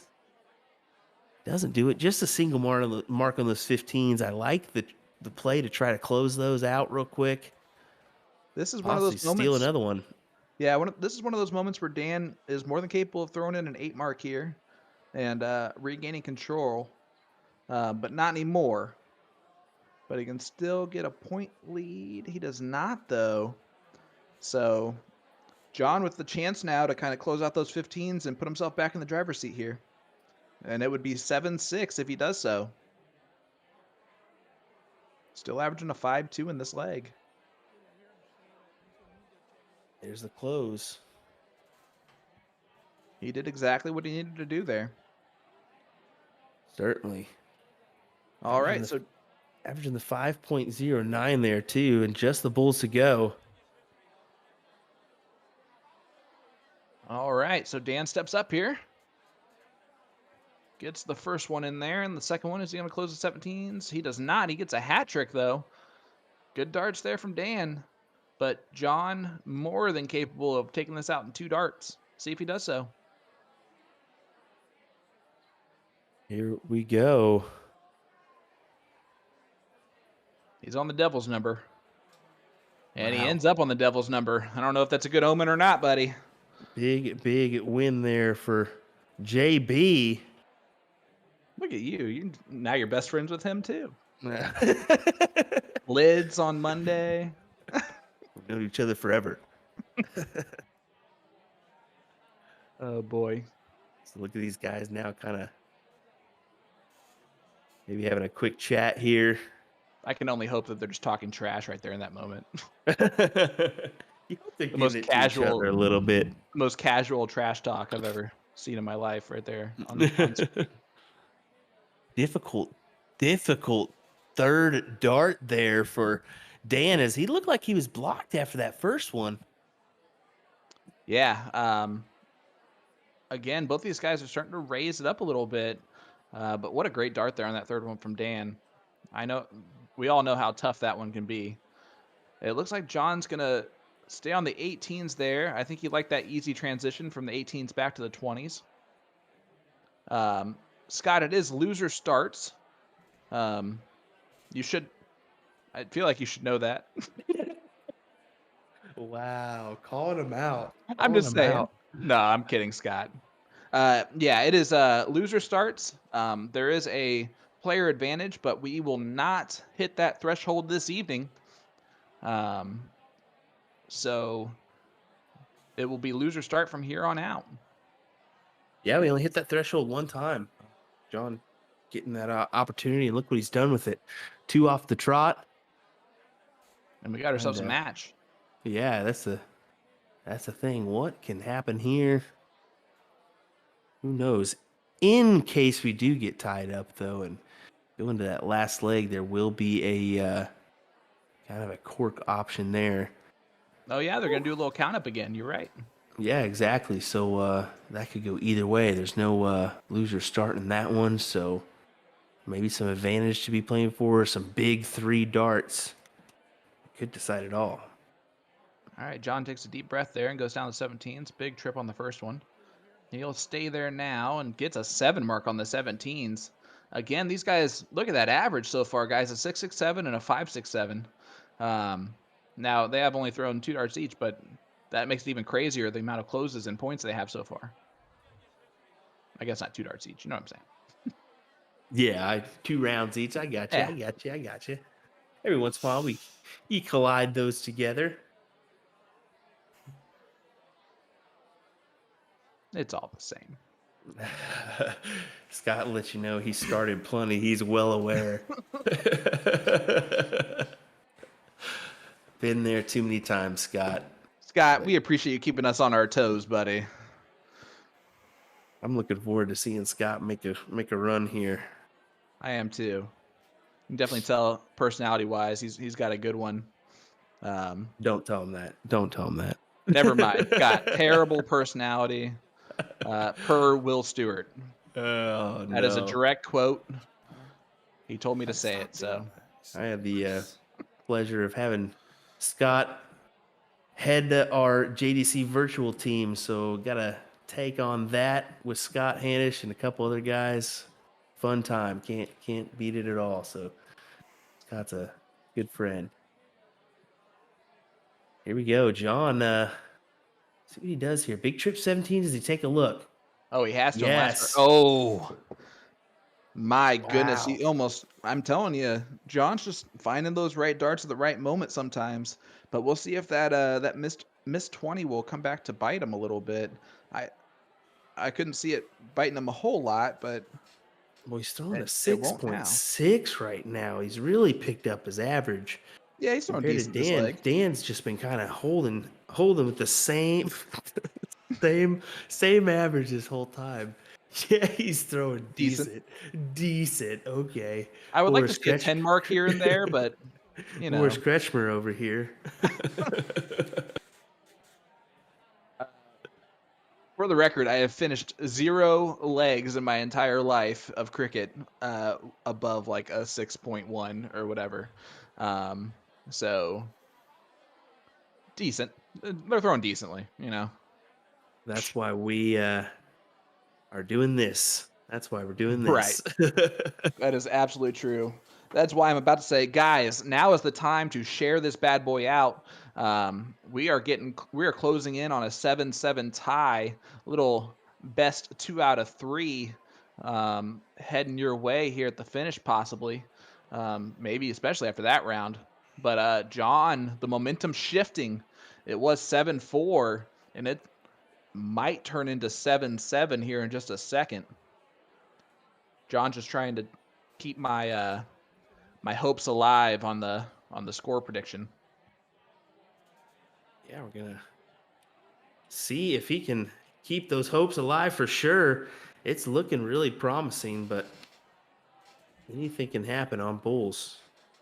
He might point here for a start. He's been doing that, and then he does not do it here. So I'm just gonna go ahead and stop talking. He does close the 15s. He does close the 15s, though. You guys thought I was actually going to be able to stop talking. I figured he's gonna go ahead and close those out there. He's got the 17s, 16s to play with. Dan gonna have to produce at least 4 here. Not gonna be able to do it. 3 is not bad, if for being fair, but a 5.75 right now for John. And again, he has just raised his average here to, I think, more of what Dan and him were expecting to see. You love to see it at this point in time. Oh, what a good move down to the 17 on the second dart, too. Smart darts. Makes Dan throw 5 bulls just to get a point lead.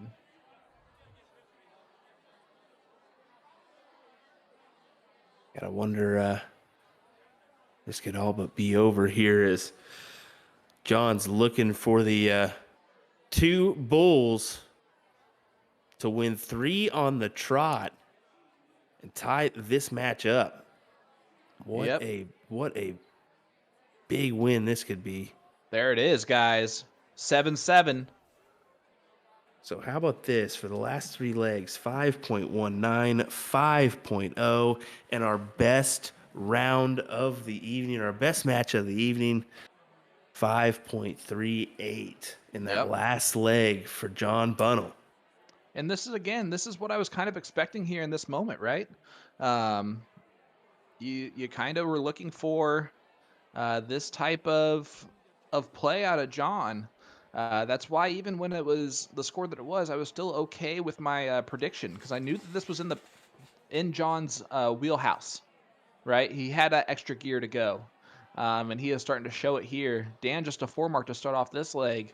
John, I think will go 18s here. That's kind of been his move, but it's not going to go that way because, you know, I said he was going to do something. I think, John really just took that little breath, kind of relax a little bit to start off there. John really knows that those 3 legs on the trot was really, really crucial. And he has a big look at that undertaking for him here. Let's see what he can do. Dan now starting to raise his game up a little bit.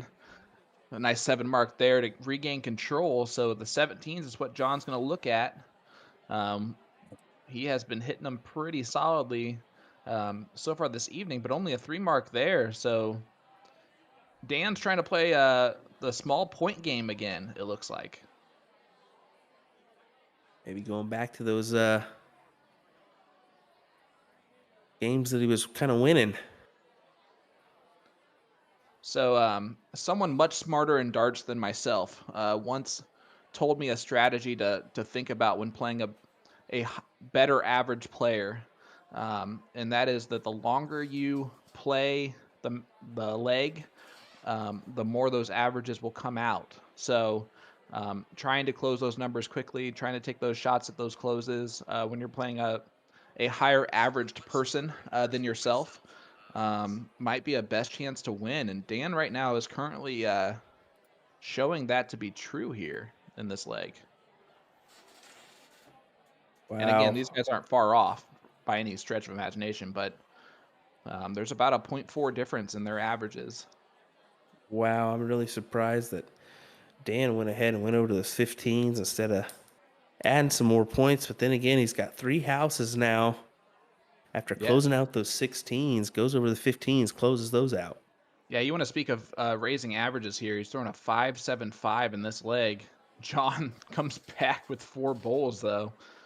He's not ready to give up this leg, that's for sure. Does Dan go straight at the bulls here? You got to, right? Yeah, you gotta take your opportunity. You've got those houses open. If you need to, take the 2 darts and then go up.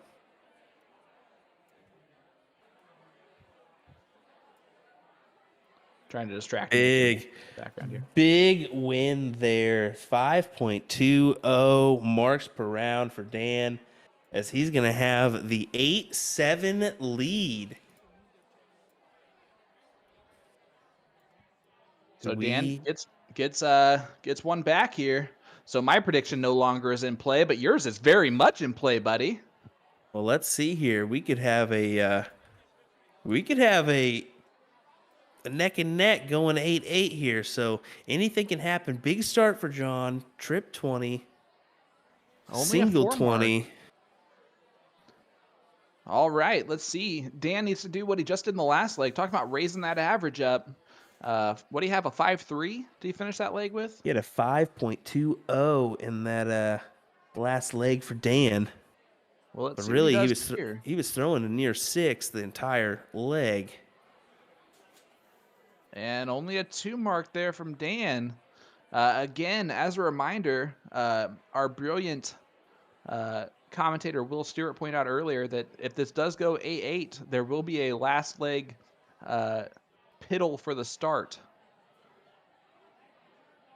So we will see here. Rick, I appreciate you just joining us.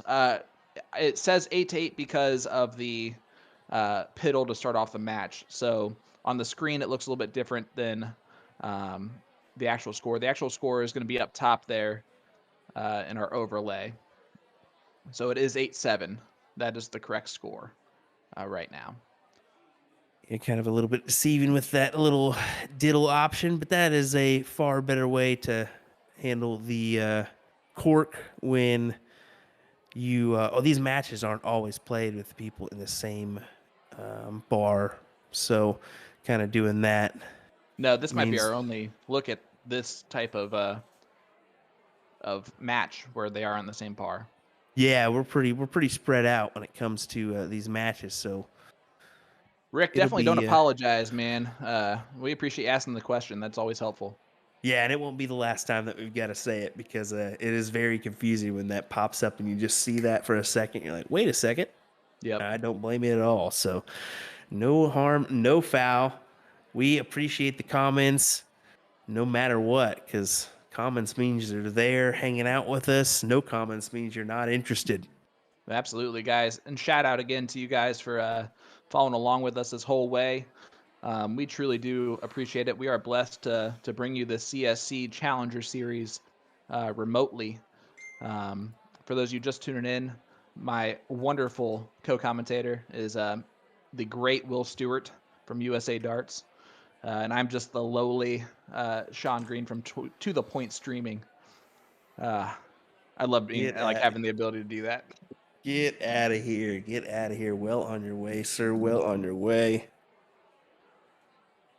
Good little match here as John's fighting every neck or every dart here.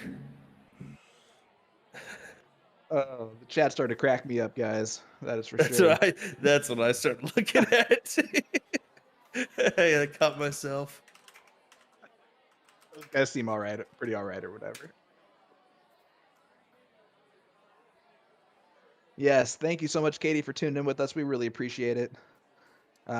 Guys, if you have not done so in the last, 10, 15 minutes, might as well share this bad boy out. It could be over soon, or it could go to a last leg decider. Dan would like to end it here if he can. This would be insane if Will is correct on 2 predictions in the same week. I might give him a giant head going into next week's predictions. We will see. Anything can happen here. Big darts. Trip, single, 5 mark on those 18s for John. Absolutely.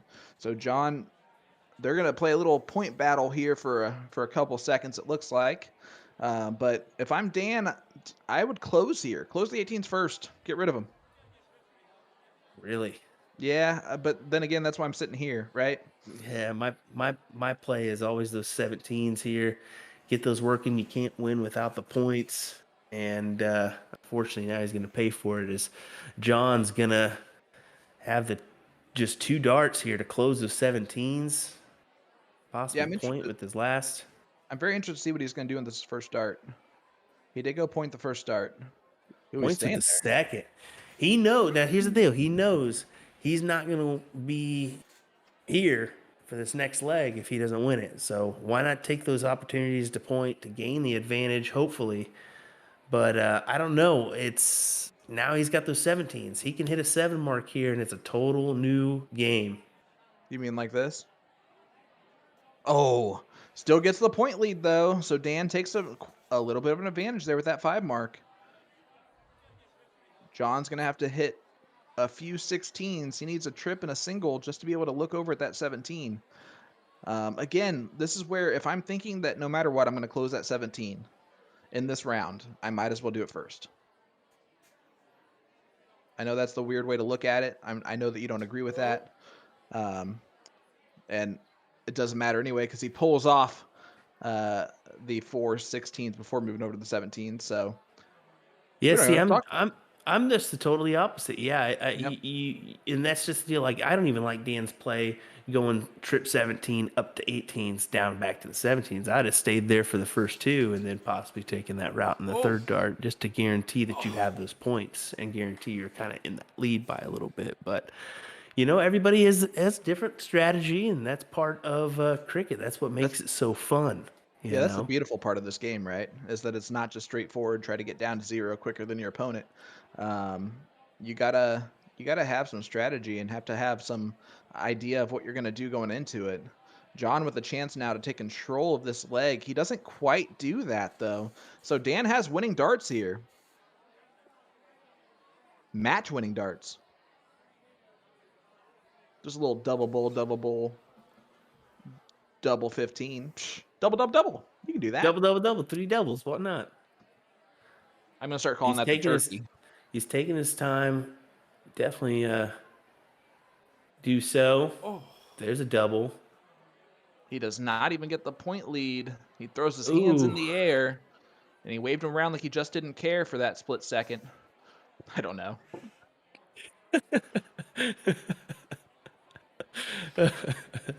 When Nick gives you that look on what you say, that it was not a good thing to say. All righty, 3 bulls needed to guarantee a next leg. Wow. Uh-oh. That could be the match, ladies and gentlemen. Oh, and I think John knows it too, as you see him a little frustrated. Dan, literally, I think he's so surprised right now. He's taking a second just to kind of collect himself. I like this, though. I like him taking the second to collect himself. I think that's very smart of him to do because you said it. It's almost shocking that he left it. He hits it in 2 darts, though. Dan Lavine. As you can see, there's a lot of love between those guys. Absolutely. Definitely have played with each other, played against each other, and wow, what a match coming down to the wire. It really looked like we were due for an 8-8 tie going into a last leg decider, and unfortunately, John just missing out there with a big last dart, and Dan just taking advantage. Wow. You want to talk about a great match again tonight, guys. Dan Lavine, I'm going to say it. I think he pulled the upset against John Bunnell. I was not expecting this type of result, if I'm being completely honest with you, especially after listening to those interviews early on. But Dan Lavine moving on to the third round here. Yeah, and coming off that big win from Jacob Mott too, it's just kind of one of those things that you just got to maintain that level mentality throughout the event. And Dan just storming in with authority, taking this one. He may be a force to be reckoned with. You never know. Absolutely. How things go. So John's going to move over to that loser side. Going to have a tough road there, especially with that Jacob Mott match possibly happening again in the future. You never know. I think we saw at times Dan just outshot at the right moments. John at times raised his game to a whole new level to get back in that match. But it was not enough at the end of the day. 9-7 result. I have to say it. Will, you were right again, buddy. Yep, we'll do that one. Put it on the table. I'm going to the casino. There you go. Guys, what another fun evening. Wacky Wednesday in the books. Great match indeed. We'll see you again. It's going to be Monday night for another good one, 8:30 p.m. Central Time, per usual, right here on the Partners Promoting Darts pages. Thanks for joining us, folks. William Stewart of USA Darts Productions, joined as always by Mr. Sean Green of To The Point Streaming. Hey, guys, have a fantastic evening. Thanks for joining us.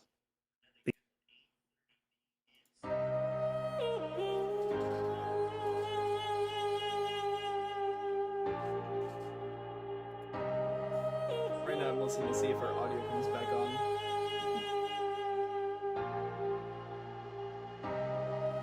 It had to be.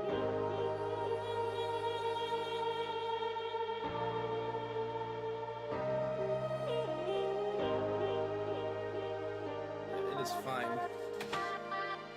Twofer!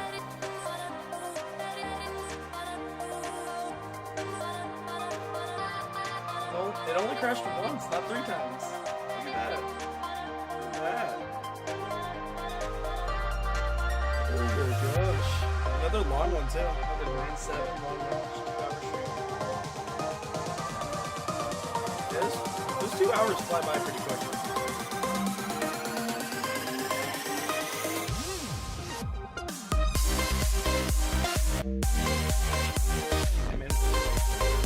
I think Carly done tons of music call here. I saw you when you did it, well, I looked for the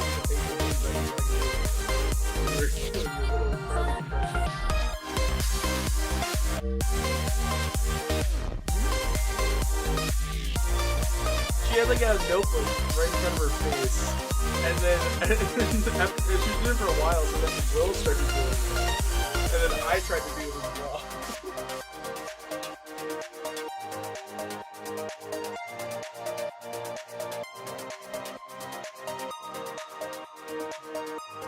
Stream can still hear us. Oh, cool. We're gonna go ahead and